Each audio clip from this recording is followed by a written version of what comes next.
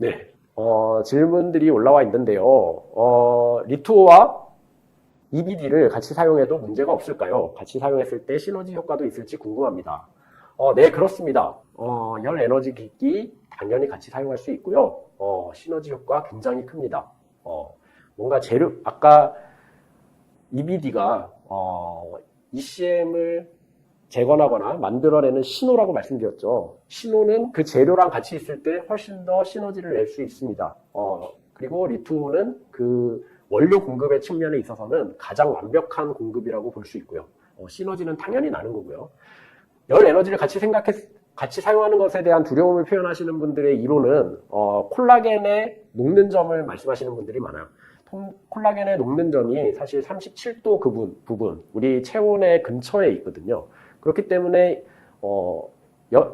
체온이 조금만 올라가도 아니면은 EBD를 조금만 해도 그 디내추레이션 되는 헬릭스가 풀려서 콜라겐 고유의 기능을 잃어버리는 그런 온도에 금방 도달할 수 있습니다. 그렇기 때문에 이 리투어도 위험한 거 아니냐, 위험하거나 아니면 효과가 없어지는 거 아니냐 이렇게 생각하시는 분들이 많은데, 제가 리투어를 콜라겐 부스터라고 말씀하시는 걸 굉장히 싫어하는 이유가 ECM은 콜라겐이 아니기 때문에 그래요.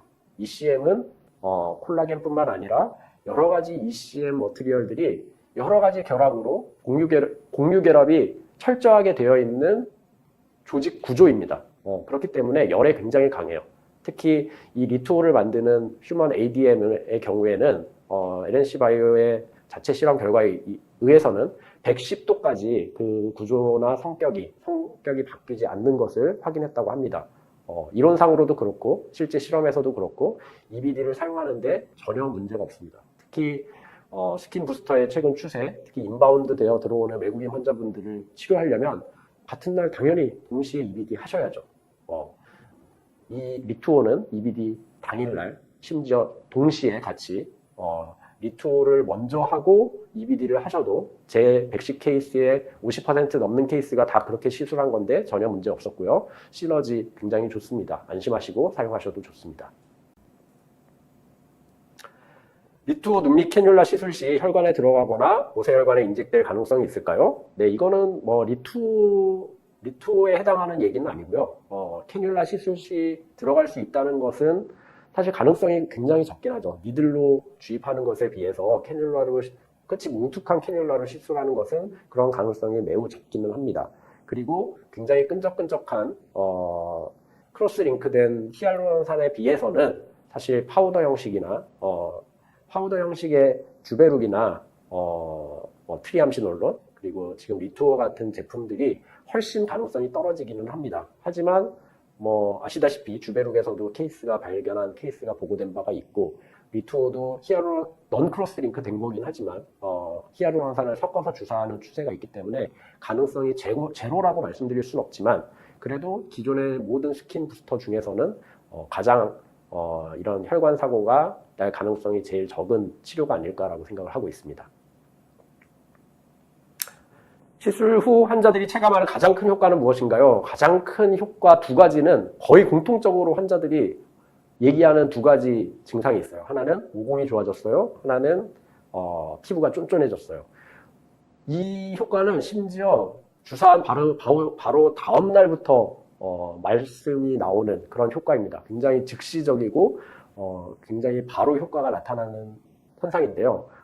저는 아까 말씀드렸듯이 볼륨메트릭 익스펜전을 그 기전으로 설명을 하고 있습니다. 그래서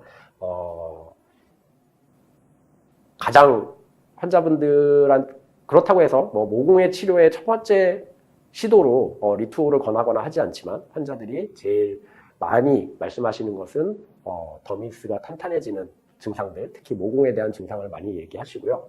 특히 눈밑이나 이런 볼륨적인 부분들 역시 필러나 스컬트라 같은 거에 비할 수는 없지만 굉장히 좋은 효과를 보이고 있습니다. 하지만 그런 경우에도 더미스를 재건하는 효과에 더해진 효과이기 때문에 중요한 겁니다. 스킨 부스터로서의 맥시멈한 효과를 나타내면서 아디포제네시스에 의한 효과도 같이 나타난다는 점이 리투어만의 장점이 아닌가 생각이 듭니다. 마지막 질문이네요. 결절 엠보 발생 시 대처 방안을 어떻게 하면 좋을까요? 앞에서도 설명드렸는데 저는 사실 110 케이스를 하는 동안에 결절이나 엠보 때문에 걱정한 경우 케이스가 거의 없습니다. 아까 인젝터로 아주 얕게 주사된 경우를 제외하고는 엠보도 한 달 이내에 완전히 없어졌고요. 결절이 만들어지는 저는 이론상으로 결절이 만들어지는 유일한 케이스는 믹싱 과정이 잘못된 경우라고 생각을 합니다.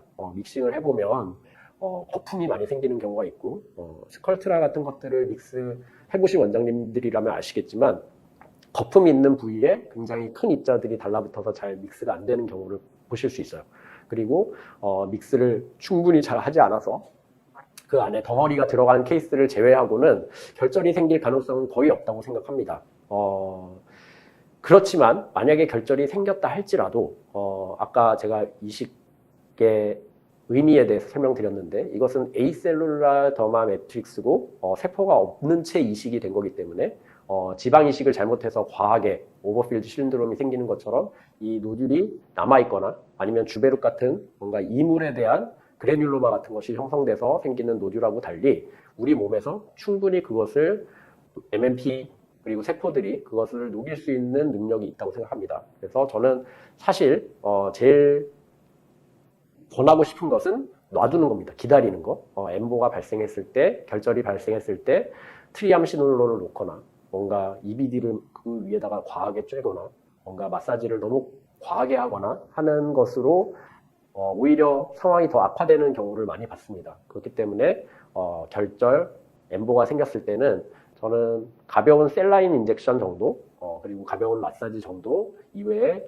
너무 그것을 없애려는 적극적인 노력을 하시는 게 오히려 더 나빠지게 만드는 경우가 되지 않을까 싶고 기다리면 분명히 없어지고 회복이 되는 시기가 올 것이라고 생각을 합니다. 그리고 이 모든 것은 정말로 믹스 과정을 충실하게 아주 고르게 잘 했을 경우에는 거의 발생하지 않는다는 것이 제 생각입니다.